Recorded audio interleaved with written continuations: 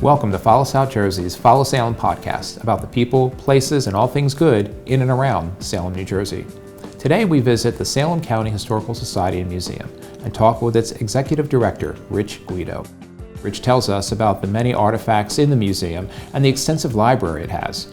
And it gives us a preview of the upcoming 350th anniversary of the City of Salem exhibit opening this October.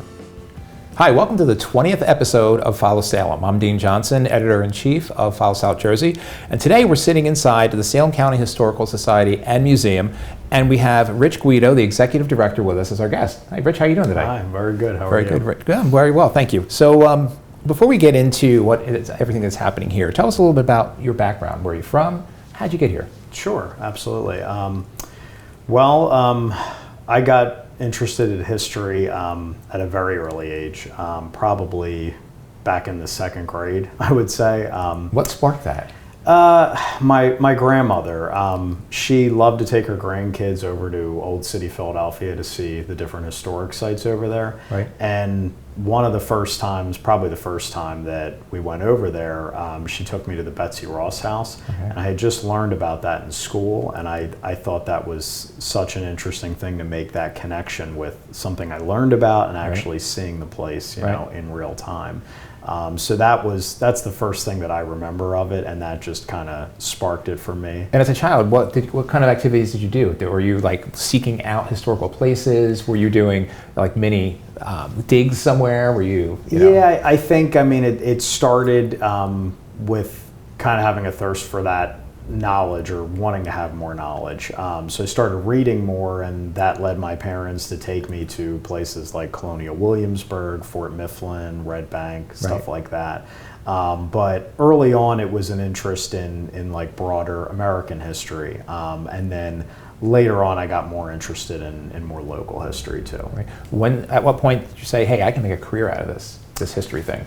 When I was a kid, I think it wasn't necessarily the cool thing. So over time, the cool kids sitting in the corner, aren't they, rapping about history and stuff. Right. So I kind of drifted away from it for a bit. But when I got into college, I kind of fell in love with it again, and just started taking some history courses and decided to change my major away from business back into history. And that interest in the local aspect of it actually kind of came about by going to like the public library and finding books that talked about the early history of West Jersey, the New Sweden colony, stuff like that. Right. And you had a degree from Rowan University, local degree in history. So what brought you to Salem? Well, like I said, I started reading about the local history in college, so I knew a little bit about what was going on down here earlier on. You say down here, where are you originally from? Sewell in Gloucester County, okay. So not too far That's away. Not too far away. Yeah, right. But what I found reading about this stuff is that a lot of South Jersey history actually started here in Salem City and Salem County. What got me here, right after college, I started looking for internships to get a little bit more experience, get my foot in the door somewhere, and I found a flyer for an internship here. It was back in July 2012. Yeah, 2012. Yeah, and they were advertising for. They were doing a museum collections inventory project at the time, where they were going through everything in the facility here, all the objects on the museum side, and they were trying to get everything into an electronic database, a museum software we call Past Perfect, and they were cataloging everything. So they were physically finding the objects, labeling them, and basically getting them into the computer system so we could research them further.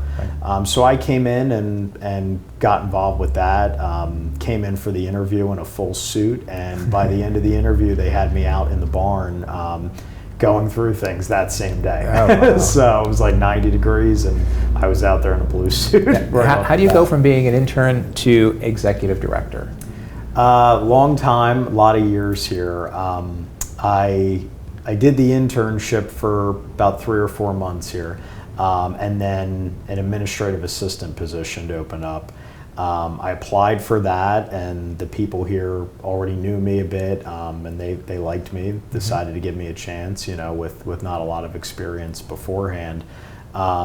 and I got the role as administrative assistant. I did that about a year and a half or so, maybe a little longer, and then the librarian position opened up here at the same time. And again, the people that were here really liked what I was doing. They were fond of the work that I had done, and they actually decided to combine the two part-time positions together. So I ended up becoming they called it the administrative librarian. So I did the administrative work, and then I also became the librarian too. Right. And I got a lot more experience with cataloging and things on the archival side at that point. Right. Then after that, after the librarian, you Well, moved into another position? Yeah, I did that for a number of years. Spent most of my time here as librarian. And then in 2018, the guy that was the administrator at that time decided to move on. And again, they offered me another position, another promotion, and asked me if I would be willing to become the administrator and run the whole place. So I did that throughout the first couple years before COVID and during COVID. And then a couple years after that, they promoted me again to the executive director. And I keep telling people they keep giving me reasons to stick on with them. So, you know. And what does an executive director do? Well, it's basically my job to oversee the whole place. I still have the librarian role, but I'm in charge of the whole facility now. So I have a couple of staff members underneath me that I oversee. We have a collections coordinator, an office manager now, and groundskeeper, bookkeeper, stuff like that. But basically I'm in charge of the whole facility. So monitoring not just the library and archival collections, but also the museum. We do grant funding, for funding purposes, but I oversee the whole facility. So it can be anything on any given day. It can be a problem with an HVAC system, a collections problem, or it can be a groundhog out in the courtyard. It can really be anything, yeah. So tell me a little bit about the history of the society. How long has it been around? Sure. So the society itself has been around since July of 1884. This building that we're in here today is our physical headquarters. Right. This is the Alexander Grant House. It predates the society by a number of years. The house was built in 1721. Portions of it date back even further. The room that's behind us here is supposedly between 1690 and 1700 that it was constructed. But the rest of the house was built 1721, and portions of it were added on throughout the last 250 years or so. And who is Alexander Grant?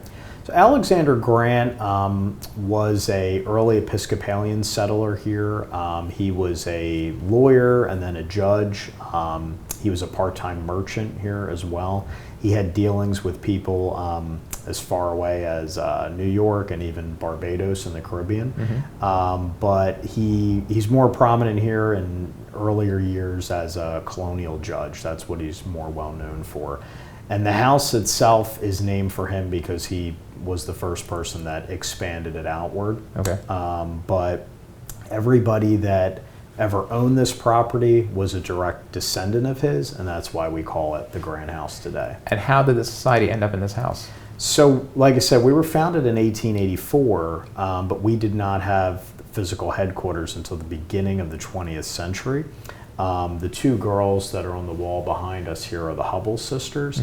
They're the people that actually left the building to us. Anne Hubble passed away in 1905. She was one of the first people that started renting the space out to the society. And when her sister passed away, Helena, in 1929, she actually left the building to us permanently. Okay, wow, that's fantastic. So where do all these artifacts come from? I mean, I'm assuming the pictures behind us were probably in the house. Actually, the Hubble sisters did not live here. They owned the property, but they spent most of their adult lives in Philadelphia, and they bequeathed the house along with a number of family objects to us. And that's very common throughout our history that we have things left to us. Most of what you see in our facility is items that are donated. So things that have been donated throughout the years by various people in various Salem County families. Now, getting all these donations, how do you know what to keep, what to throw away, or what to display, and what to just kind of put in the closet? Sure, yeah. Well, we've had different policies throughout, our 130 plus year history of being a historical society. Early on, things were donated that were just considered cool to the people that were a part of the board. Our first acquisition here in the 1880s was an autograph letter by Daniel Webster. Okay. Didn't have anything to do with Salem County. Right. We still have it today because it's the first acquisition, but like you said, it's cool. Exactly, yeah. Today we try to be a little bit more stricter in what we have come into the collection.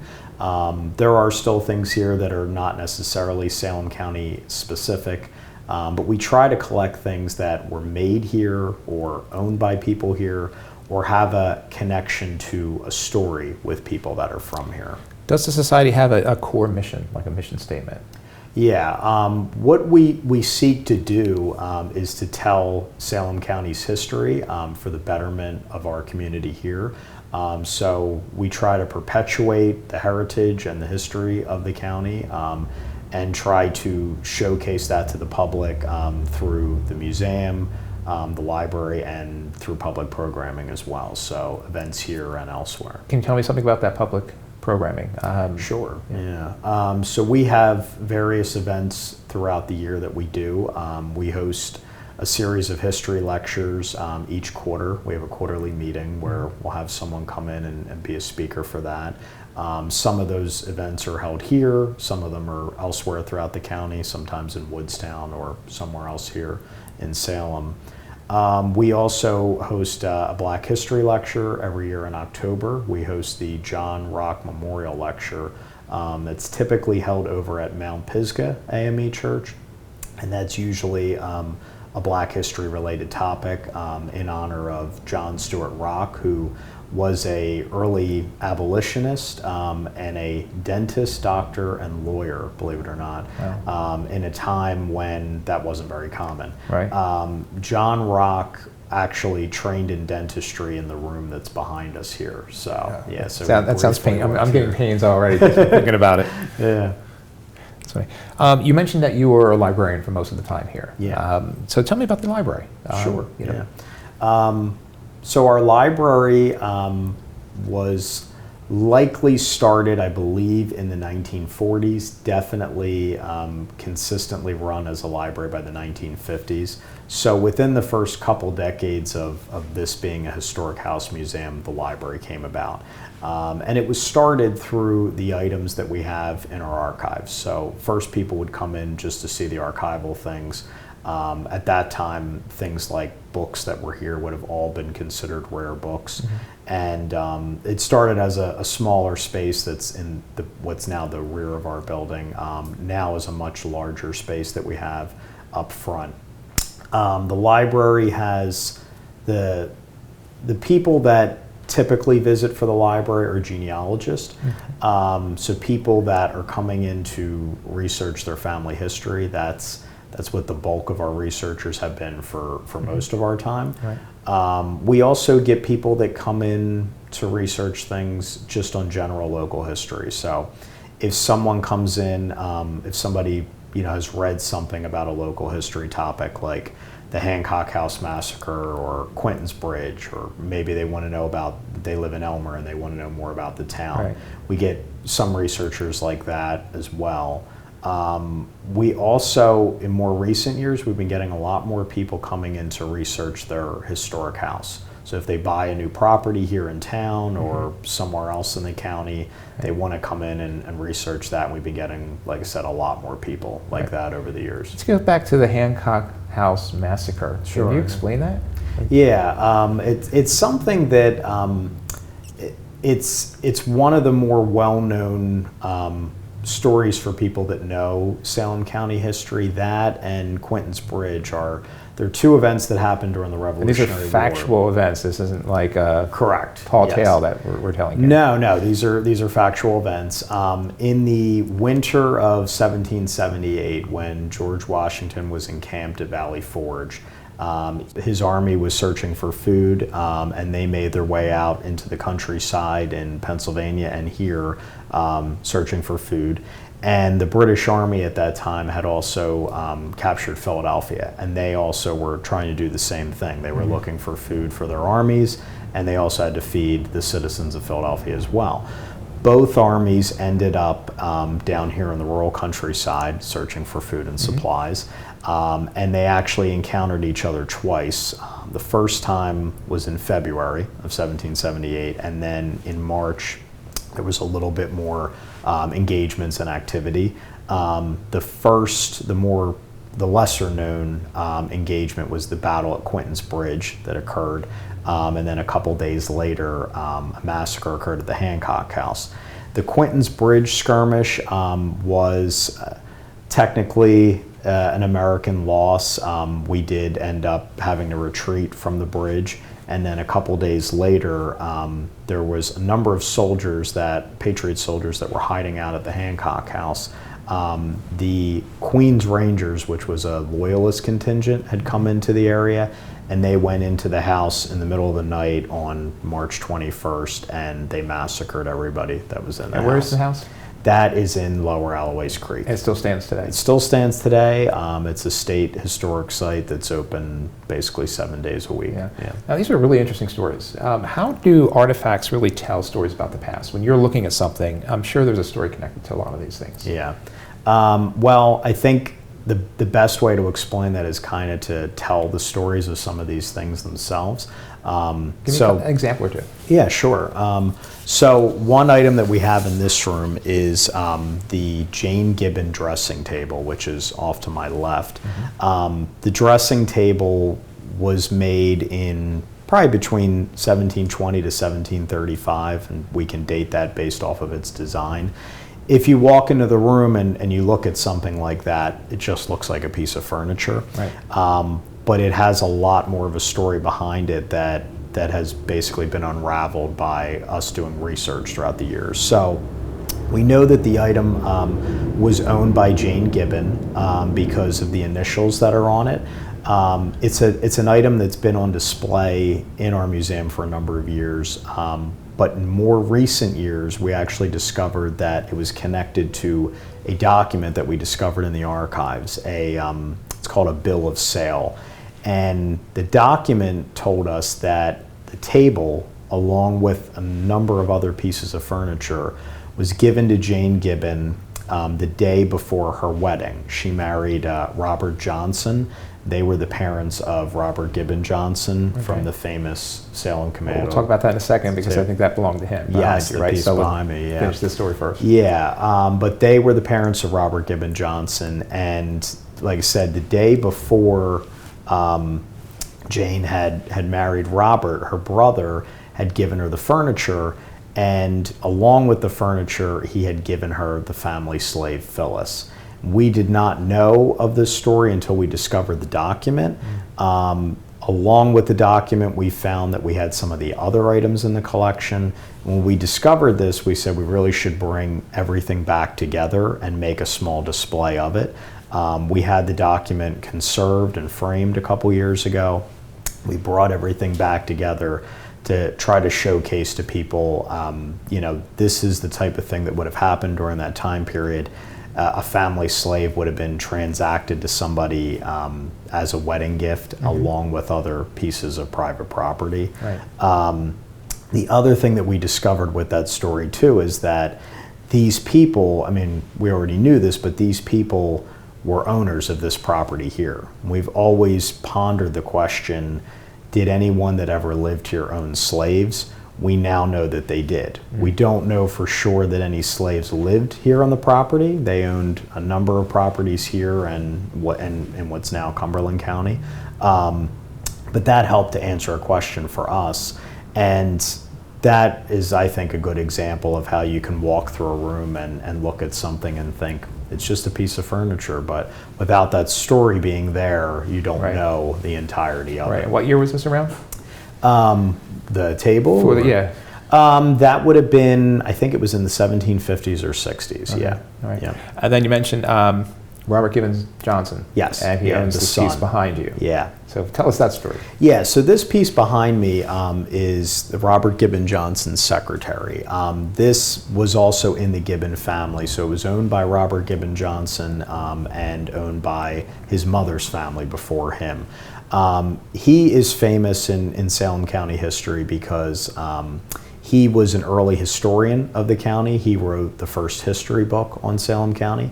He was the first vice president of the New Jersey Historical Society up in Newark, and donated a lot of early Salem County archival things to them before we existed as an entity. But he's most famous by people today here because of what we call the tomato story. Basically, what that story is he supposedly bit into a tomato on the old courthouse steps here in town to prove to the people here that tomatoes weren't poisonous. Right. The story takes place in the first couple decades of the 1800s. There was a point in time much earlier on where people here did believe that tomatoes were poisonous because they would eat them on pewter plates, and the acidity from the tomatoes would leach from the pewter. The lead would get into people's digestive systems, and they would get ill. Okay. But by the 1820s, this was something that people were much more aware of. They knew that it was from the pewter plates. But it's a story that's been told for many years.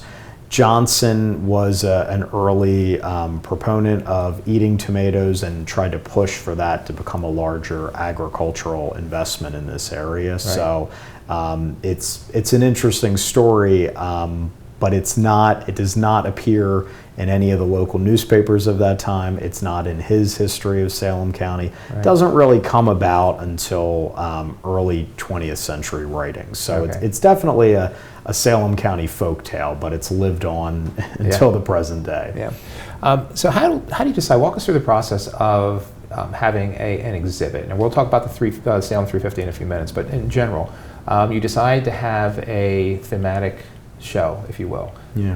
How do you decide, what that theme or period will be, and what goes into that? Right. Well, we try to take into account. The first thing is, what have we already done? What have we done recently? Because in some cases, if an exhibit has not been done, a theme hasn't been done in a number of decades, we might want to revisit it. And we also try to take into account current events. So this year, 2 new exhibits opening is, like you said, the 350th for Salem City, their anniversary. We're also opening up an exhibit for the country's 250th for next year. Right. But we take those things into account. We also take into account what we have in the collection. If we don't think we have enough objects to tell a story, then we may not decide to tell that story, or we may have to navigate to tell that story in a different way.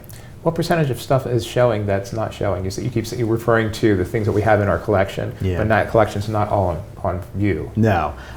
We do have a storage facility. I don't know if I could give you the percentage per se of what's on display. I can tell you that since I've been here, a number of spaces in here have reopened to the public that were storage spaces prior to us having a storage facility. But we do have a large storage facility that is filled with more furniture, antiques, and even things of an archival nature as well. So I would say more things are in storage than what we currently have on display, but our goal is to utilize as much of this historic house as we can for exhibit purposes, for storytelling, as opposed to storage. Right. And as we know, 2025 is the 350th anniversary of the City of Salem. Right.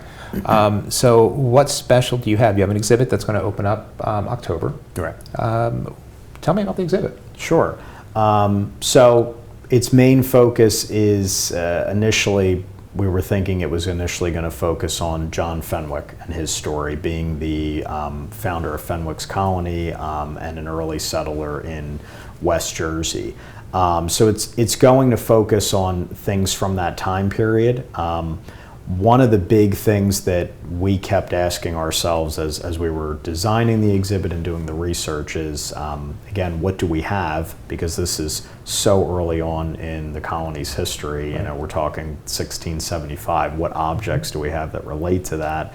But also the big question that we kept going back to, knowing about all the different people that were here early on, we kept asking, why Fenwick? Like, why does John Fenwick always get showcased by people that know Salem County history? Because there were other people that were here prior to him. There were Swedish settlers that were here as early as the 1630s. They founded Wilmington, Delaware, and made their way over here, settled in Pennsville Township, and other parts of what's now Salem County. Mm-hmm. There was an English contingent that was here from up in New Haven, Connecticut, that came down for a couple years, and they're an interesting story because they're kind of, I refer to them as the Salem County Roanoke story. If you're familiar with the Roanoke Colony. I'm familiar with Roanoke, but give us the story. Yeah, so, the Roanoke Colony story, basically, makes it fascinating to people is that the people there disappeared. Nobody quite knows what happened to them. That's kind of what we're dealing with here with the New Haven Colony people. They came here in the 1640s, a couple years after New Haven itself was founded up in Connecticut, and they came here to expand their sphere of influence, basically. Mm-hmm. They set up a trading outpost in what's now Elsinboro Township, and they also set up an outpost up near what's now South Philadelphia. And for a long time, historians have kind of speculated as to what happened to them. Different theories have suggested, based off of some primary sources, there's been references to an illness going through their camp, possible attacks from the Swedes at Fort Elfsburg because they were on this side of the river at that same time. And then other things have suggested that the Dutch came down from up in New Netherland and wiped them out as well. What I found in my research when we were working on this exhibit is that a lot of these people ended up going back to New Haven, but they're not all accounted for. There are references to an illness going throughout the camp.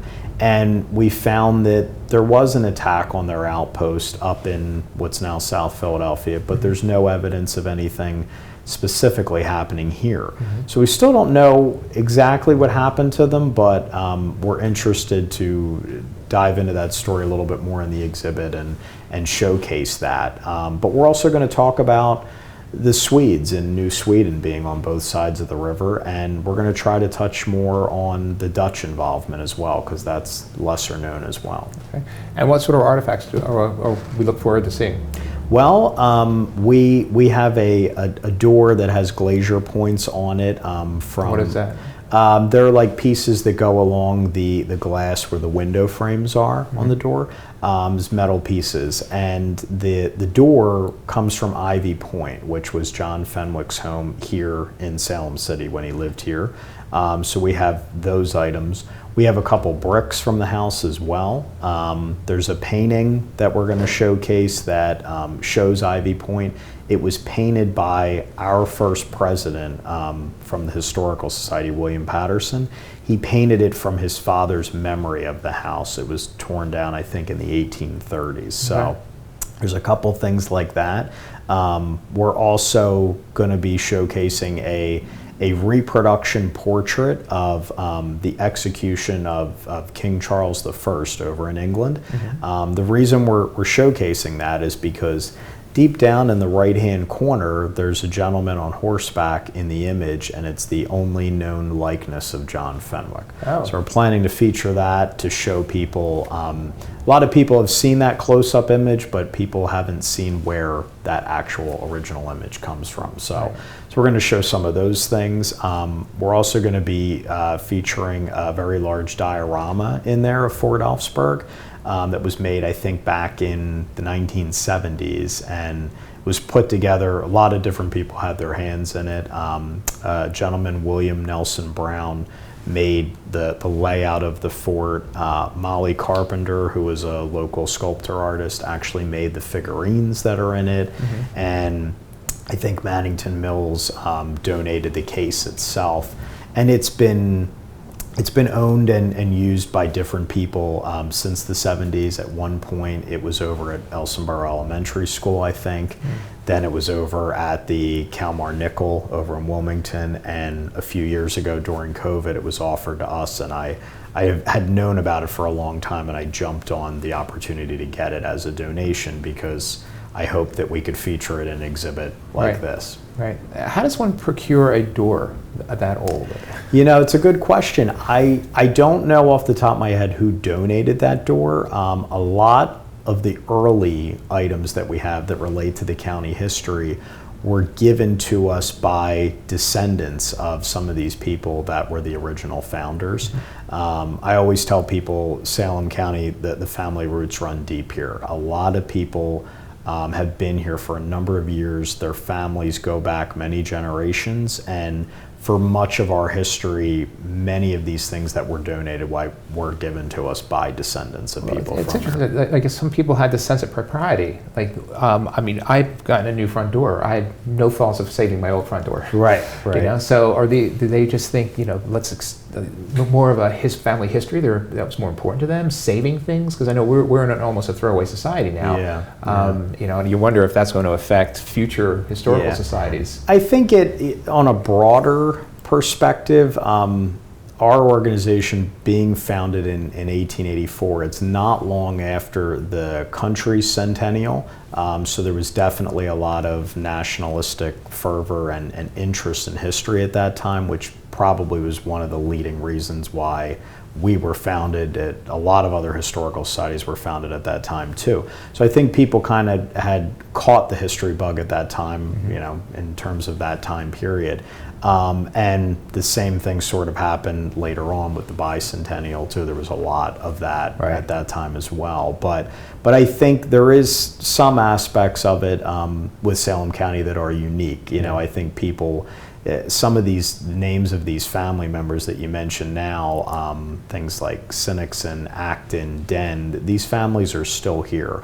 They're going to be featured in there, and some of these people can trace their families back to their great-great-great-grandparents. Right, so, from here.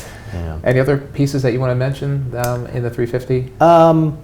Is there a name for the exhibit, by the way? Is there a nothing specific, like a theme title or anything. We're just focusing, on it being the 350th. Yeah, right. But there's a couple things I can mention for the 250th exhibit that's going to be opening the same day. Right. So that exhibit is going to focus on our nation's 250th anniversary, which is next year, and that's going to be very Revolutionary War related.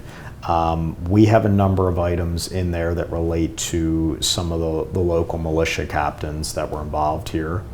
We have a sword that belonged to Dr. Samuel Dick, who was a colonial surgeon in the Continental Army.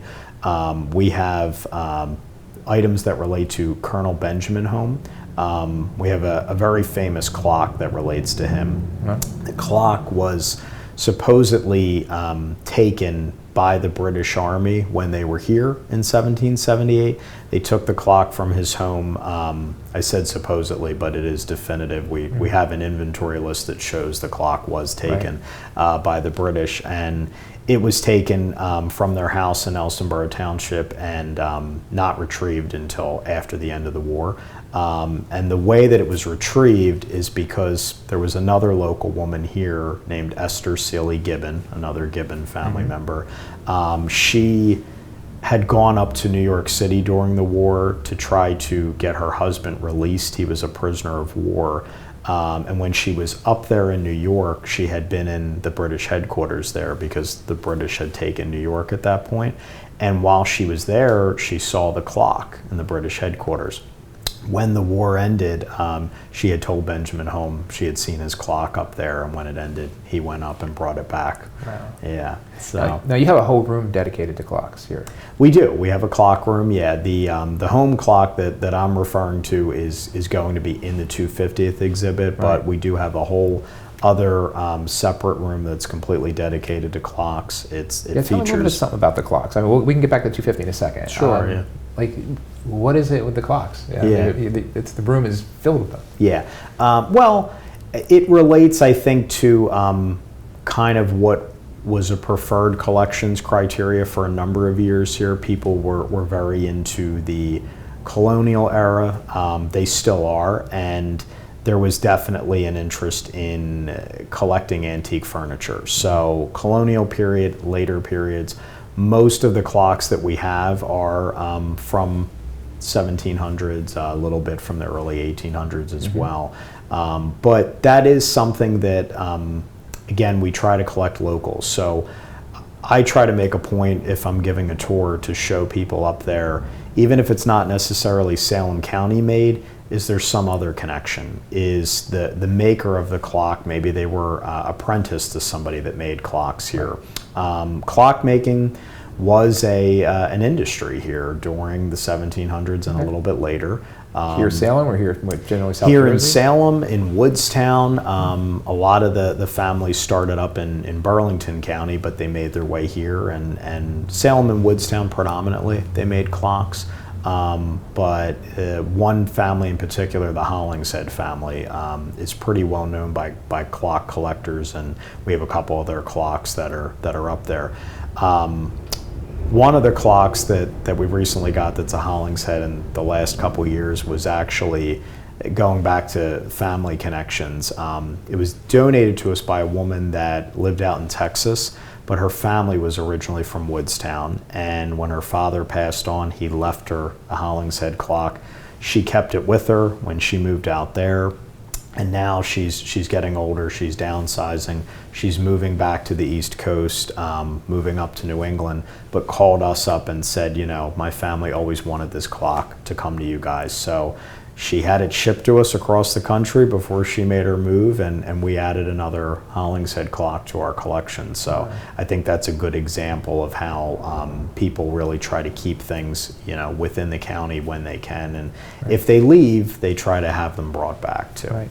So let's get back to the 250. What else do we expect to see in the 250th anniversary of the country? There's going to be a lot of commemorative things. We really hope to tell the story of what happened. I talked a little bit about Quentin's Bridge and the Hancock House Massacre, and a lot of people that are into the Revolutionary War and into their local history here are familiar with that. We're hoping to talk a little bit more about the people that I mentioned. So kind of talk on, who were these militia captains, what was going on with the other people that were involved. I hope we can include, this is a very big Quaker settled area. So Quakers were pacifist, but there are some examples in the Revolution and later of Quakers taking up arms. We're going to try to touch on that and showcase it, when those examples come about. And also talk about, if we can, about any African American involvement that we can find. And maybe possibly talk a little bit about Native American angles of things too. We'll definitely feature that in the 350th, but we'll try to showcase that in the 250th. Was there a Native American presence here? Yeah, the Lenni Lenape were here living in this area long before anyone else was here. And when John Fenwick came here, he purchased the land from them in October of 1675. And he purchased the land under the Salem oak tree that was here in Salem City. Right.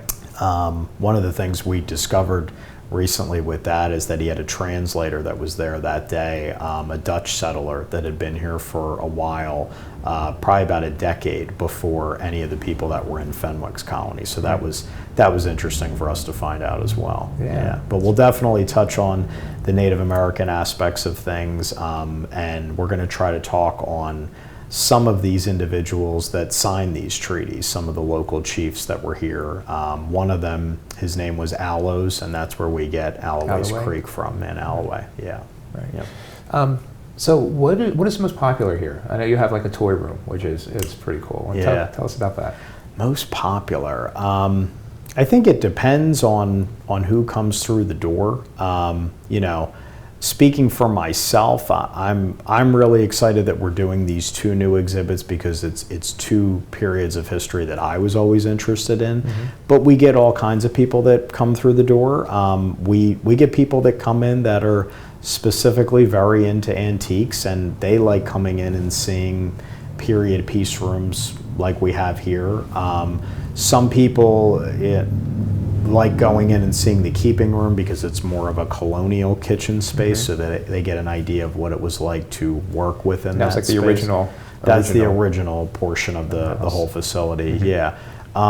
Other people come in and they're interested in seeing wartime exhibits. We've had a lot of them for other time periods and things.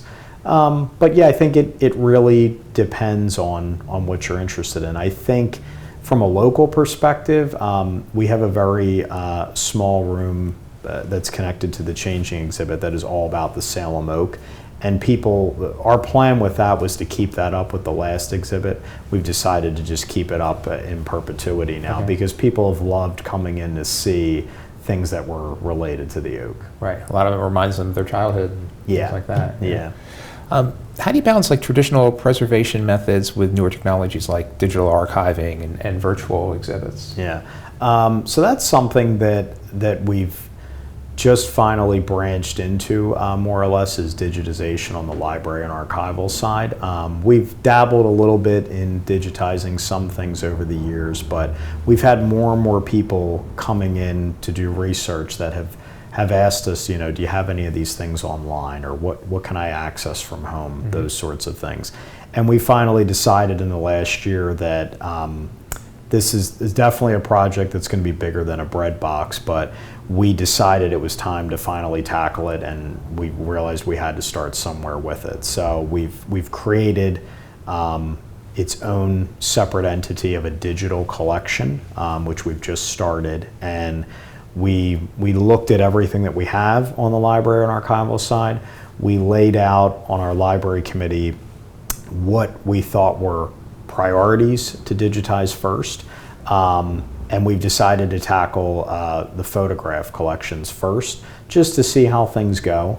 We've already digitized one of our photography collections, and the next thing that we're going to work on is a postcard collection in the coming weeks to see how that goes. And everything that we're doing with it, we're asking ourselves questions that we didn't think about as we were laying things out. So, like, for example, when we started with the photographs, we decided that we were going to scan the fronts of the photos and not the backs, because in most cases we had that information already electronically.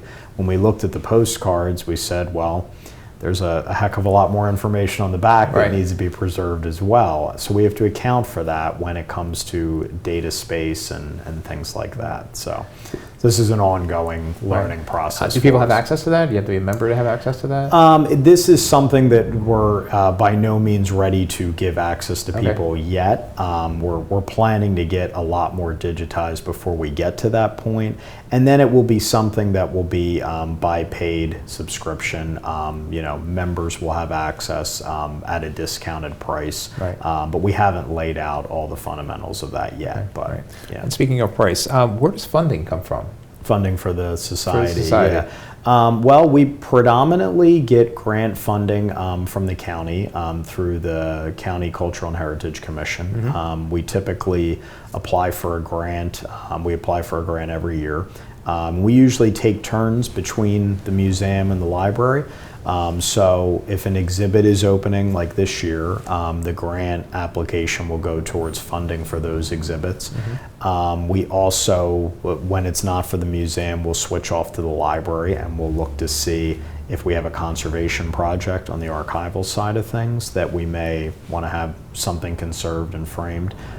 we would then apply on the library side for something like that. But a lot of our funding too comes from us ourselves. We have a nice endowment that has been maintained by the board. I tell people, I think that, back in 08 with the first recession that occurred, I think that the Board of Trustees did a very good job in managing our finances and kind of catching things before things had gotten worse. So we've done fairly well for ourselves in maintaining those things. And, we're always looking to have funding because our hope is to be here in another 350 years. Right. But predominantly we get a lot of our funding for our activities here from the county cultural and heritage. Right. Private donations? Private donations as well. As and time, membership fees? Membership fees as well, yeah. As time has gone on, we've received larger donations. In years prior, we would get large donations of things for the museum and larger financial things, but we hope to receive more of that again in the future. Right. How about volunteers? You guys use volunteers here? We use a lot of volunteers. Our board of trustees is made up of 14 volunteers. We also have volunteers on the library side of things, people that serve on library committee. Same thing with the museum. Some people work in an overseeing capacity. Other people are more hands-on. They get involved with grunt work, painting, giving tours. Other people will work more extensively on cataloging things in the museum software, things on the library side too. We also have people that just help out, for events, like just work as a docent or at a larger event that might be held here.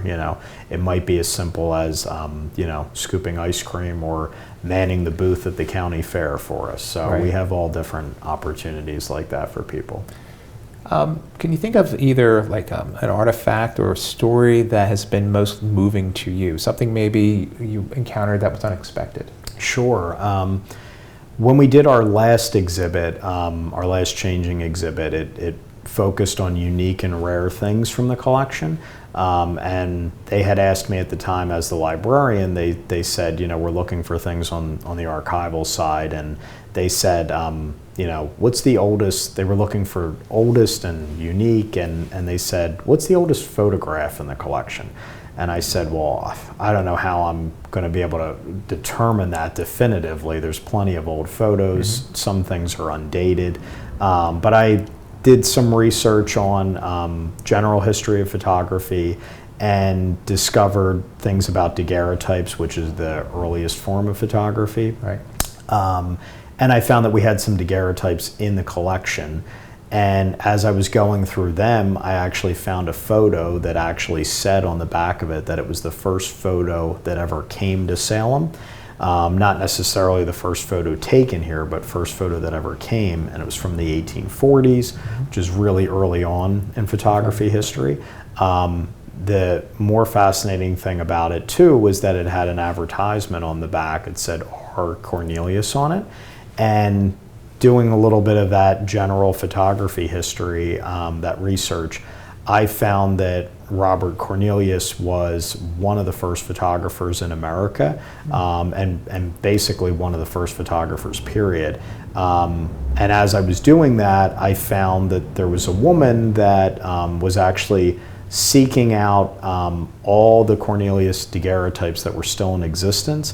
She worked for the Conservation Center up in Philadelphia, and she was putting together a database of all these Cornelius daguerreotypes. Mm-hmm. I contacted her and let her know what we had, and I had her come down to check it out and verify it, and it was in fact a Cornelius daguerreotype, and she added it to her database. It was number 50 in her database, and she had been finding these things all over the world. She had just gotten back from, I think, Vienna, Austria, just a few weeks before she came here. So she was over the moon excited, and it was great PR for us, and it was a really cool item to have in the exhibit because it wasn't just Salem County history, it was something bigger and broader. World history, pretty much, Yeah. So what are some of the biggest challenges that you've faced as director, executive director, or even just anything you've been doing here at the society? The biggest challenges are, I would say, wearing many hats here. Like I talked about earlier, you have to be responsible for everything that goes on here, and it's not always the fun history stuff. It's not all just the history and research, but it's keeping up with the upkeep of the building. This is a series of 3 historic homes that are now interconnected. We have the storage facility that I mentioned earlier as well. And we have 4. Where is that facility? That's nearby here in town too. We also have 4 outbuildings in the courtyard as in the well. back, like a barn. And, and they all need to be maintained with upkeep as well. So to me, the biggest challenges are keeping up with that. And the biggest asset I have that helps with that is the staff that I have here. They help to ensure that my job is made a lot easier in keeping up with all those things. Where do you see the society in 5 to 10 years? Do you see it expanding more? I know you've gone into 3 houses. Are you looking to go into a 4th or 5th house? No, I would like to, possibly make some changes to the outbuildings over time. They're not climate controlled. I would love it if we could get the funding to turn those into more climate controlled spaces so we could do more exhibiting and educational programming out there. I love the fact that all these rooms have now gotten to a point where they can all be open to the public. So I would like it if we could get ourselves out into the community more. We focused for so long on things in-house. I would like to get out there more, but there's still more to be done here. I would love it if much more of this collection could be digitized on the library and archival side, and that's my immediate new goal, is to really dive much more into that in the coming years. Right. Is there something that people don't know about the Historical Society that you think they should? Well, the thing that I always hear from people when they come in here is that I hear it so many times, is they say, I never knew this was here, and I never knew how big this place was. So as they come through, they see how many different spaces we have that are now open, and that's the big thing that I always think of, Right. And then one final question. If you could travel back to any historical moment in time, what would be your moment? That's a good question. I currently, I would say I would like to. It changes from year to year, maybe? It does, yeah. I would say currently I would really like to go back and see when Fenwick signed the treaty with the Native Americans and actually be witness to something like that. I think that would be really cool. That would be pretty cool. Yeah. So we were at the Camden County Historical Society and Museum. Can you let us know how people can find you, what hours, and how to contact? Sure. So we have a website, salemcountyhistoricalsociety.com. We also have Facebook and Instagram pages. We're open Tuesday through Saturday from 12 to 4 p.m. It's just a $5 admission for non-members, and it's free for members. Okay. And how do you get membership? Membership, you can either apply here in person or through our website. It's pretty straightforward. Right. If anybody has any questions, how do they reach out? Through the website? They can reach out to us through Facebook, or they can call, and they can also put in an inquiry through the website. That's the most common way. And the number? The number for the society, it's 856-935-5004. Very cool. Rich, thank you very much. This was like an enlightening conversation. Yeah. I've really learned a lot. We were talking with Rich Guido. He is the Executive Director of Salem County Historical Society and Museum. I'm Dean Johnson for Follow Salem Jersey and Follow Salem Podcast. Thanks for watching, and thanks for listening.